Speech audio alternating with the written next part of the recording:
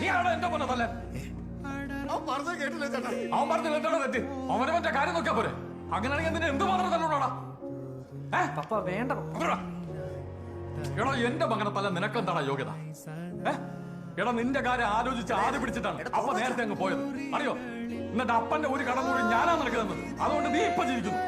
എന്നിട്ട് അവന്റെ കഴിവിന്റെ കഥ ഉണ്ടാക്കാൻ നടക്കുന്നു. എടാ എടാ എന്തുവാണ് നല്ലൊരു ഫംഗ്ഷൻ നടക്കുന്നിടത്ത് നീ ഇങ്ങനെ ആണോ?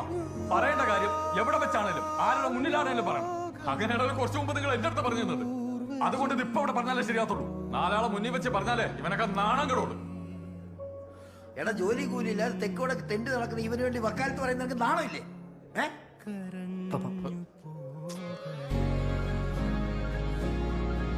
നിനക്ക് എത്ര വയസ്സായടാ? നിന്റെ വയസ്സ് പറയടാ. ഇവന്റെ പ്രായത്തിൽ നിങ്ങൾ എന്നാ ചെയ്തു? ഒന്നും ചെയ്തിട്ടില്ല. പിന്നെ നാണക്കേടിന്റെ കാര്യം, പാതിരാത്രി അയൽ വീട്ടിലെ പെണ്ണിന്റെ വീട്ടിലെ കോഴിക്കോട്ട് നിന്ന് നാട്ടുകാർ പിടിച്ചു കെട്ടിയപ്പോ അന്ന് നമ്മുടെ അപ്പ അനുഭവിച്ച നാണക്കേടിന്റെ 1000-ലൊന്നും ഇവൻ കാരണം ഞാൻ അനുഭവിച്ചിട്ടില്ല. പിന്നെ ഒരാൾ ഉപദേശിക്കാൻ പോകുമ്പോ താനാളായോ എന്ന് ആലോചിക്കണം, എന്നിട്ട് ഉപദേശിക്കാൻ പറ്റും. എന്റെ മകൻ എങ്ങനെ ജീവിക്കണം അവനറിയാം. അവൻ ആരുടെ ഉപദേശമൊന്നും വേണ്ട.